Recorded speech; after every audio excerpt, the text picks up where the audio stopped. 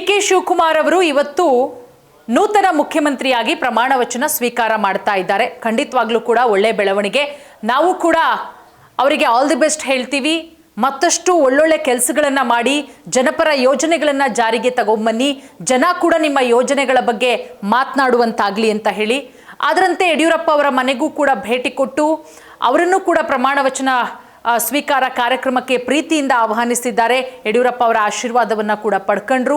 ಅದಾದ ಮೇಲೆ ದೇವೇಗೌಡರ ಮನೆಗೂ ಕೂಡ ಭೇಟಿ ಕೊಟ್ಟು ಮಾಜಿ ಪ್ರಧಾನಿಗಳಾದಂತಹ ದೇವೇಗೌಡರ ನಿವಾಸಕ್ಕೂ ಕೂಡ ಹೋಗಿ ದೇವೇಗೌಡರ ಆಶೀರ್ವಾದವನ್ನು ಕೂಡ ಪಡ್ಕೊಂಡು ಅವರನ್ನು ಕೂಡ ಪ್ರಮಾಣ ವಚನ ಸ್ವೀಕಾರ ಕಾರ್ಯಕ್ರಮಕ್ಕೆ ಬರಮಾಡಿದ್ದಾರೆ. ಸೊ ಇದೆಲ್ಲದರ ನಡುವೆ ಯಾಕಂದರೆ ಡಿ.ಕೆ. ಶಿವಕುಮಾರ್ ಅವರು ಯಡಿಯೂರಪ್ಪ ಅವರ ಮನೆಗೆ ಹೋಗೋದಕ್ಕಿಂತ ಮುಂಚೆ ಒಂದು ಮಾತು ಹೇಳ್ತಾರೆ. ಹೋಗಿ ಬಂದಾದ ಮೇಲೆ ಯಡಿಯೂರಪ್ಪ ಅವರ ಮನೆಗೆ ಬಂದಿದ್ದೀನಿ, ಪ್ರೀತಿಯಿಂದ ಆಹ್ವಾನಿಸಿದ್ದೀನಿ, ಯಾಕಂದರೆ ನಾಡಿಗೆ ಯಡಿಯೂರಪ್ಪ ಅವರ ಕೊಡುಗೆ ಬಹಳಷ್ಟು ಮುಖ್ಯ ಅಂತ. ಅದರಂತೆ ದೇವೇಗೌಡರ ಕೊಡುಗೆಯೂ ಕೂಡ ಬಹಳಷ್ಟು ಮುಖ್ಯ. ಸೊ ಹಾಗಾಗಿ ನಾನು ದೇವೇಗೌಡರ ಮನೆಗೂ ಕೂಡ ಹೋಗ್ತಾ ಇದ್ದೀನಿ ಅಂತ ಹೇಳಿ ಖಂಡಿತ ಒಳ್ಳೆ ಬೆಳವಣಿಗೆಗಳು. ಡಿ.ಕೆ. ಶಿವಕುಮಾರ್ ಅವರು ಆರಂಭದಲ್ಲೇ ಉತ್ತಮವಾದಂಥ ಹೆಜ್ಜೆ ಇಟ್ಟಿದ್ದಾರೆ. ಜೊತೆಯಲ್ಲಿ ನಾವೆಲ್ಲರೂ ಕೂಡ ನಮ್ಮದು ಒಂದೇ ಅಜೆಂಡಾ, ನಾಡಿನ ಅಭಿವೃದ್ಧಿ ಆಗಬೇಕು ಅಂತ ಹೇಳಿ. ಎಸ್, ಖಂಡಿತವಾಗ್ಲೂ ಕೂಡ ಒಳ್ಳೆಯದೇನೆ, ನಾಡಿನ ಅಭಿವೃದ್ಧಿ ಆಗಬೇಕು, ಅದೇ ನಿಟ್ಟಿನಲ್ಲೇನೆ ಕೆಲಸ ಮಾಡ್ತಾ ಇರೋದು. ಆದರೆ ನೀವು ಗಮನಿಸಿ, ಡಿ.ಕೆ. ಶಿವಕುಮಾರ್ ಅವರ ಜೊತೆಗೆ ಸಂಪುಟಕ್ಕೆ ಸೇರ್ಪಡೆಯಾಗ್ತಾ ಇರೋದು, ಡಿ.ಕೆ. ಶಿವಕುಮಾರ್ ಅವರ ಜೊತೆಗೆ ಯಾವುದೇ ಹೊಸ ಮುಖಗಳು ಕಾಣಿಸ್ತಾ ಇಲ್ಲ, ಅದೇ ಹಳೆ ಮುಖಗಳು. ಅಲ್ಲಿ ಹೊಸ ಮುಖ ಆ್ಯಡ್ ಆಗಿರೋದು ಯತೀಂದ್ರ ಸಿದ್ದರಾಮಯ್ಯನವರು. ಅವರೊಬ್ಬರನ್ನ ಆ್ಯಡ್ ಮಾಡ್ಕೊಳ್ಳೋದಕ್ಕೆ ಇಷ್ಟೊಂದು ಹಗ್ಗಜಗ್ಗಾಟ ಆಯ್ತಾ ನಿನ್ನೆಯಿಂದ ಅನ್ನೋದು ಕೂಡ ಒಂದು ಚರ್ಚೆ. ಅದೆಲ್ಲದರ ನಡುವೆ ನಮ್ಮದು ಮಹಿಳಾ ಪರ ಸರ್ಕಾರ, ಅಯ್ಯೋ ನಾವು ಹೆಣ್ಮಕ್ಳಿಗೋಸ್ಕರ ಗೃಹಲಕ್ಷ್ಮಿ ತಂದಿದ್ದೀವಿ, ಅದು ಮಾಡಿದ್ದೀವಿ, ಇದು ಮಾಡಿದ್ದೀವಿ, ಆ ಗ್ಯಾರಂಟಿ ತಂದಿದ್ದೀವಿ, ಈ ಗ್ಯಾರಂಟಿ ತಂದಿದ್ದೀವಿ ಅಂತ ಹೇಳುವ ಕಾಂಗ್ರೆಸ್ ಸರ್ಕಾರ ಮೊದಲ ಹಂತದಲ್ಲಿ ಯಾವ ಮಹಿಳೆಯರಿಗೆ ಸ್ಥಾನಮಾನ ಕೊಟ್ಟಿದೆ?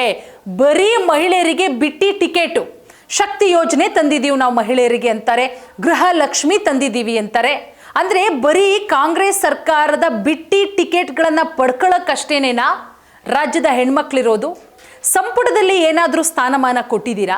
ನೋಡಿ, ಕಳೆದ ಬಾರಿ ಲಕ್ಷ್ಮೀ ಹೆಬ್ಬಾಳ್ಕರ್ ಅವರಿಗೆ ಸ್ಥಾನ ಕೊಡಲಾಗಿತ್ತು. ಮಹಿಳಾ ಮತ್ತು ಮಕ್ಕಳ ಕಲ್ಯಾಣ ಸಚಿವರಾಗಿದ್ದರು ಸಿದ್ದರಾಮಯ್ಯ ಅವರ ಸಂಪುಟದಲ್ಲಿ. ಡಿ.ಕೆ. ಶಿವಕುಮಾರ್ ಅವರ ಸಂಪುಟದಲ್ಲಿ ಡಿ.ಕೆ. ಶಿವಕುಮಾರ್ ಅವರೇ ಈಗ ತಾನೇ ಹೇಳಿದ್ರು, 13 ಜನ ನನ್ನ ಜೊತೆಗೆ ಪ್ರಮಾಣ ವಚನ ಸ್ವೀಕಾರ ಮಾಡ್ತಾರೆ, ನೂತನ ಸಚಿವರುಗಳು ಅಂತ ಹೇಳಿ. ಡಿ.ಕೆ. ಶಿವಕುಮಾರ್ ಅವರೇ, ಹೆಣ್ಣು ಮಕ್ಕಳನ್ನ ಹಾಗಾದ್ರೆ ಎರಡನೇ ಹಂತದಲ್ಲ, ಮಹಿಳಾ ಸಬಲೀಕರಣ, ಮಹಿಳೆಯರನ್ನು ನಾವು ಸ್ವಾವಲಂಬಿಗಳನ್ನಾಗಿ ಮಾಡ್ತಾ ಇದ್ದೀವಿ, ನಮ್ಮ ಸರ್ಕಾರ ಮಹಿಳಾ ಪರ ಸರ್ಕಾರ, ಗೃಹಲಕ್ಷ್ಮಿ ತಂದಿದ್ದೀವಿ, ಅದರ ಜೊತೆಗೆ ಶಕ್ತಿ ತಂದಿದ್ದೀವಿ, ಬರೀ ಬಿಟ್ಟಿ ಟಿಕೆಟ್ಗಳಷ್ಟೇ ಕೊಟ್ಟರೆ ಸಾಕಾ ರಾಜ್ಯದ ಹೆಣ್ಮಕ್ಳಿಗೆ?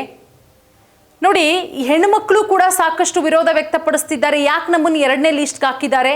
ಹಾಗಾದ್ರೆ ಕಾಂಗ್ರೆಸ್ ಪಕ್ಷದಲ್ಲಿ ಯಾವ ಲೇಡಿ ಲೀಡರ್ಗಳೇ ಇಲ್ವಾ? ಕಾಂಗ್ರೆಸ್ ಪಕ್ಷದಲ್ಲಿ ಎಲ್ಲ ಬರೀ ಪುರುಷರೇ, ಎಲ್ಲರೂ ಅವರೇನೆ, ರಿಪೀಟ್ ಅವರೇ ಆಗಬೇಕಾ? ಅಂದರೆ ಅಷ್ಟೊಂದು ಕೆಪಬಿಲಿಟಿ ಇಲ್ವಾ? ಬರೀ ನಿಮ್ಮ ಬಿಟ್ಟಿ ಭಾಗ್ಯ ತಗೊಳಕ್ಕಷ್ಟೇನಾ ಕಾಂಗ್ರೆಸ್ ಸರ್ಕಾರದಲ್ಲಿ ಹೆಣ್ಣುಮಕ್ಳಿರೋದು? ಬರೀ ನಿಮ್ಮ ಬಿಟ್ಟಿ ಭಾಗ್ಯ ತಗೊಳಕ ಅವ್ರಿಗೆ ಯಾವುದೇ ರೀತಿ ಅರ್ಹತೆಗಳಿಲ್ವಾ? ಹಾಗಾದರೆ ಬರೀ ಕಾಂಗ್ರೆಸ್ ಸರ್ಕಾರ ಓಟ್ಗೋಸ್ಕರನೇ ಮಾಡ್ತಾ ಇರೋದು ಅಂತ ಹೇಳಿ ಬಹಳ ಸ್ಪಷ್ಟವಾಗಿ ಗೊತ್ತಾಗುತ್ತೆ. ಕಾಂಗ್ರೆಸ್ ಸರ್ಕಾರ ಮಾಡ್ತಾ ಇರೋದು ಓಟ್ಗೋಸ್ಕರ. ರಾಜ್ಯದ ಮಹಿಳೆಯರು ಎಚ್ಚೆತ್ಕೋಬೇಕು. ನೋಡಿ, ಮೊದಲ ಹಂತದಲ್ಲಿ 13 ಜನ ಡಿ.ಕೆ. ಶಿವಕುಮಾರ್ ಅವರ ಜೊತೆಗೆ ಪ್ರಮಾಣ ವಚನವನ್ನು ಸ್ವೀಕಾರ ಮಾಡ್ತಾ ಇದ್ದಾರೆ.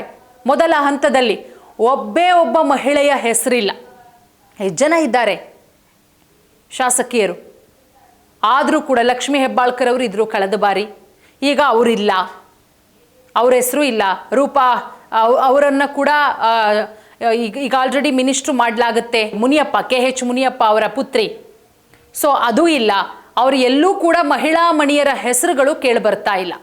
KH ಮುನಿಯಪ್ಪ ಅವರ ಪುತ್ರಿನೂ ಇಲ್ಲ, ಈ ಕಡೆ ಲಕ್ಷ್ಮೀ ಹೆಬ್ಬಾಳ್ಕರ್ ಅವರು ಇಲ್ಲ, ಯಾರೂ ಇಲ್ಲ. ಅಂದರೆ ಮಹಿಳಾ ಮಣಿಯರು ಯಾರೂ ಇಲ್ವಾ? ಮೊದಲನೇ ಸಾಲಲ್ಲಿ ಹೆಣ್ಣು ಮಕ್ಕಳನ್ನು ಪೂಜ್ಯನೀಯ ಭಾವನೆಯಲ್ಲಿ ನೋಡುವಂತಹ ದೇಶ ನಮ್ಮದು.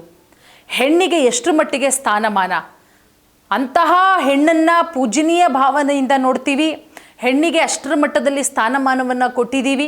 ಆದರೆ ಹೆಣ್ಣಿಗೆ ಸಿಗಬೇಕಾದಂತಹ ಸ್ಥಾನಮಾನ ಕಾಂಗ್ರೆಸ್ ಸರ್ಕಾರದಲ್ಲಿ ಸಿಗ್ತಾ ಇಲ್ವಾ? ವಾರೇ ವಾವ್ ಕಾಂಗ್ರೆಸ್ ಅಂತ ಹೇಳಿ ಪ್ರತಿಯೊಬ್ಬರು ಕೂಡ ಮಾತನಾಡ್ಕೊಳ್ತಾ ಇದ್ದಾರೆ. ಬಟ್ 13 ಜನ ಪ್ರಮಾಣ ವಚನ ಸ್ವೀಕಾರ ಮಾಡ್ತಾ ಇದ್ದಾರೆ. ಬಟ್ ನಮಗೆ ಬಂದಿರೋ ಮಾಹಿತಿಯ ಪ್ರಕಾರ ಯಾವುದೇ ಹೆಣ್ಣು ಮಕ್ಕಳ ಹೆಸರಿಲ್ಲ. ಯಾರೂ ಕೂಡ ಕ್ಯಾಬಿನೆಟ್ಗೆ ಹೋಗ್ತಾ ಇಲ್ಲ ಮೊದಲ ಹಂತದಲ್ಲಿ. ಅಂದರೆ 2ನೇ ಲಿಸ್ಟ್ಗೆ ಹಾಕ್ಬಿಟ್ರಾ? ಇಲ್ಲೂ ಕೂಡ ಹೆಣ್ಮಕ್ಳನ್ನ ತುಳಿಯೋ ಪ್ರಯತ್ನ.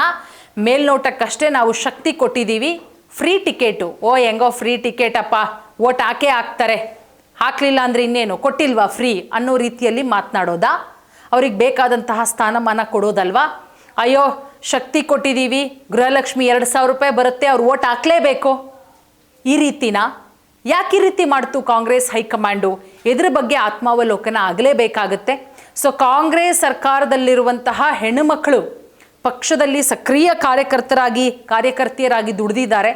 ಸೊ ಅವರೇನು ಹೇಳ್ತಾರೆ ಅನ್ನೋದನ್ನು ಕೂಡ ಕಾದು ನೋಡಬೇಕಾಗತ್ತೆ.